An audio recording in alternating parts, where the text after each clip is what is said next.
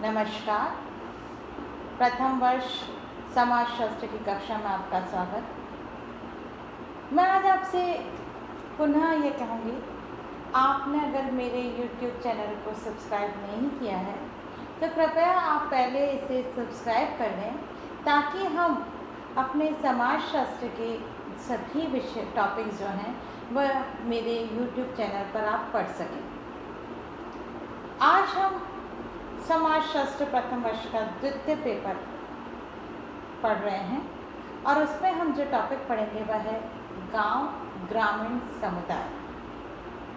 हम सभी जानते हैं कि भारत गांवों का देश है।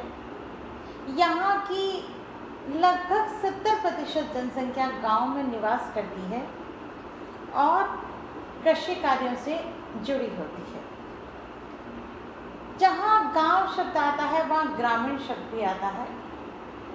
सामान्यतः गांव में रहने वाले व्यक्तियों को ही ग्रामीण के नाम से जाना जाता है, या दूसरे शब्द में यदि हम यह कहें कि जो कृषि कार्य को करते हैं उन्हें ग्रामीण के नाम से जाना जाता है। विभिन्न विद्वानों ने अनेकों व्याख्याएं प्रस्तुत की और कुछ व्यक्तियों का मत है कि जहां आर्थिक एवं सामाजिक दृष्टि से पिछड़े हुए लोग रहते हों उस क्षेत्र को हम गांव कहते हैं। लेकिन जैसा कि अभी मैंने आपको कहा, कुछ ने माना कि कृषि कार्य से जुड़े हुए जो लोग हैं उन्हें हम ग्रामीण या उस क्षेत्र को हम गांव के नाम से जानते हैं। अर्थात हम यह कहें कि जो नगर से विपरीत विशेषताएं रखने वाला क्षेत्र है उसे हम कह रहे हैं गांव।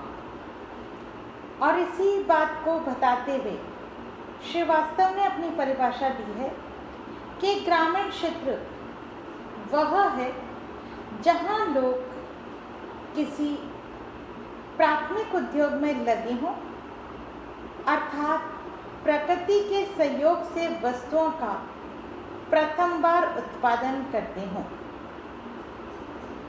श्रीवास्तव ने जो अपनी बात कही उससे यह स्पष्ट हो रहा है कि एक ऐसा क्षेत्र जहां लोग प्रकृति से जुड़कर काम करते हैं, या ऐसा उत्पादन जो पहली बार उन्हीं के द्वारा किया जा रहा है, वह प्राथमिक उत्पादन क्षेत्र में लगे हैं, उसे हम गांव के नाम से जानते हैं।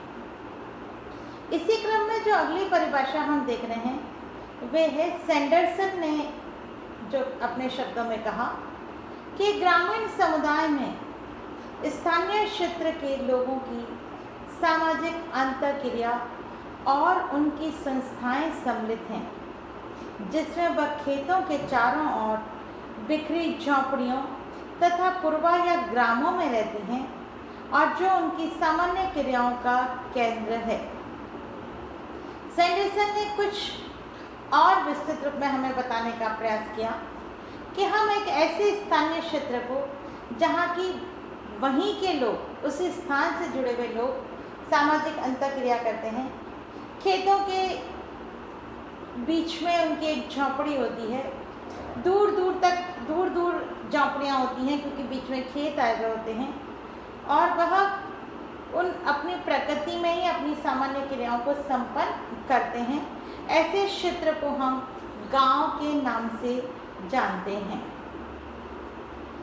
फेयरचाइल्ड ने अपने शब्दों में अपनी बात को रखा है कि ग्रामीण समुदाय पड़ोस की अपेक्षा विस्तृत क्षेत्र है, जिसमें आमने सामने के संबंध पाए जाते हैं, जिसमें सामूहिक जीवन के लिए अधिकांशतः सामाजिक, शैक्षणिक, धार्मिक एवं अन्य सेवाओं की आवश्यकता होती है, और जिसमें मूल अभिवृत्तियों एवं व्यवहारों के प्रति सामान्य सहमति होती है। फेयरचाइल्ड ने भी अपनी बात को उसी रूप में समझाने का प्रयास किया है कि जहाँ हमारा सामूहिक जीवन, अधिकांश हमारी सारी गतिविधियाँ जो है वह गांव में लोगों के बीच में ही होती है, एक दूसरे की सहमति से होती है।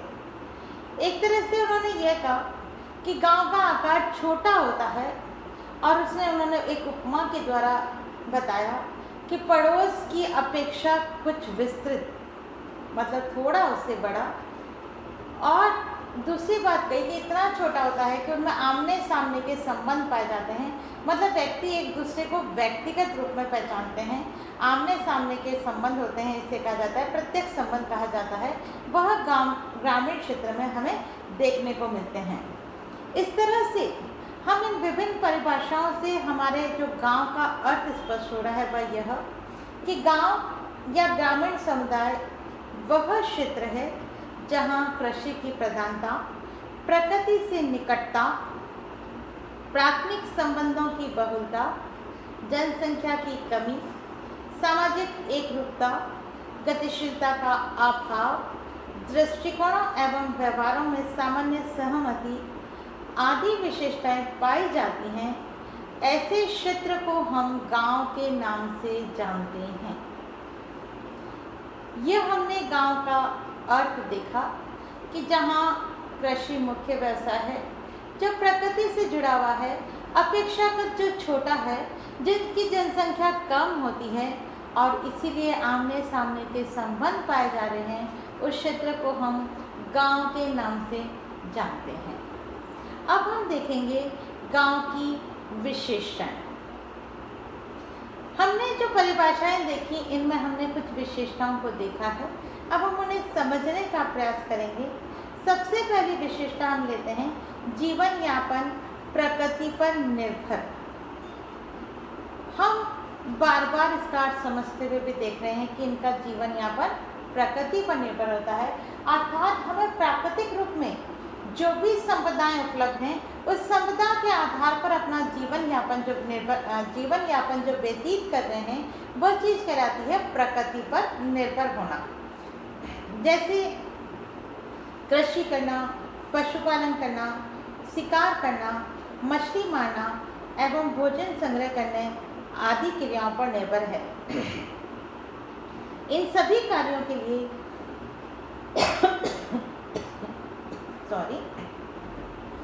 व्यक्ति को प्रकृति के प्रत्यक्ष और निकट संपर्क में रहना होता है। वह पूरी तरह से हमारे मौसम पर निर्भर करता है कि कब कौन सा मौसम है, कब कौन सी खेती की जाएगी, कब खेती के लिए बुवाई होगी, कब कटाई होगी। ये सारा समय हमारा प्रकृति और मौसम से निर्भर करता है। जंगल भी एक प्रकृति का ही अंग है, और उस जंगल से लकड़ियाँ काटना और पेड़ों पर जो फल फूल लगते हैं उन्हें बिनकर बेचना आदि चीज़ें प्रकृति से जुड़ी हुई कहलाती हैं। वर्षा, शीत, गर्मी आदि कृषि को प्रभावित करते हैं, और कृषि ग्रामीणों का क्या है, मुख्य व्यवसाय है। इसलिए नगर का जीवन गांव की अपेक्षा अलग होता है, क्योंकि वह प्रकृति से प्रत्यक्ष रूप में नहीं जुड़ा हुआ होता। अब हम इसकी दूसरी चीज लेंगे, समुदाय का छोटा आकार। प्रकृति पर प्रत्यक्ष निर्भरता समुदाय के आकार को छोटा बनाती है, क्योंकि कृषि कार्य और पशुचारण में जीवन यापन के लिए प्रति व्यक्ति भूमि की मात्रा अधिक चाहिए, क्योंकि अगर हमें खेती करनी है तो ज़मीन अधिक चाहिए, और जब ज़मीन अधिक खेती के लिए होगी तो वहाँ रहने वाले व्यक्तियों की संख्या कम हो जाती है, क्योंकि उनका जीवन यापन अगर कम जगह पर खेती की जाएगी तो सभी का जीवन यापन नहीं हो सकता। इसलिए वहाँ पर व्यक्तियों की संख्या अपेक्षाकृत कम होती है। जबकि नगर बहुत बड़े होते हैं, वहाँ खेती के लिए ज़मीन नहीं होती, अतः वहाँ पर अधिक संख्या में लोग हमें देखने को मिलते हैं, और इसीलिए गांव के लिए साथ ये बात जुड़ी रहती है कि वहाँ समुदाय का आकार अपेक्षाकृत छोटा होता है। तीसरी चीज़ हम ले रहे हैं कम जनसंख्या। गांव में प्रति वर्ग मील जनसंख्या का अनुपात शहरों की अपेक्षा बहुत कम होता है। ग्रामीण लोगों के पास प्रति व्यक्ति भूमि अधिक होती है, क्योंकि इसके बिना कृषि कार्य एवं पशुचारण संभव नहीं है। ग्रामीण लोग जीवन यापन के विभिन्न स्रोतों के इर्द गिर्द बिखरे रहते हैं। कम घनत्व के कारण ग्रामीण क्षेत्र घनी बस्ती की समस्याओं जैसे स्वास्थ्यपूर्ण वातावरण का अभाव, गंदगी, विकार, बीमारी, मकानों की कमी आदि से बचे रहते हैं। चौथी चीज़ है प्रकृति से घनिष्ठ संबंध। हम बार बार एक ही चीज़ देख रहे हैं कि ग्रामीण समुदाय प्रकृति से जुड़ा होता है, प्रकृति से घनिष्ठ रूप में संबंधित होता है और इनकी प्रकृति की गोद में ही ग्रामवासी जन्म लेते हैं और मरते हैं। वहाँ शुद्ध हवा, पानी, रोशनी, सर्दी, गर्मी आदि का अनुभव करते हैं। खुला और स्वच्छ वातावरण, शीतल सुगंधित हवा, पेड़ पौधे, लताएं और पशु पक्षियों आदि से ग्रामीणों का प्रत्यक्ष संपर्क होता है। वे हर ऋतु का आनंद लेते हैं, प्राकृतिक दृश्यों का आनंद लेते हैं और जिसके लिए नगरवासी अपेक्षाकृत तरसते हैं।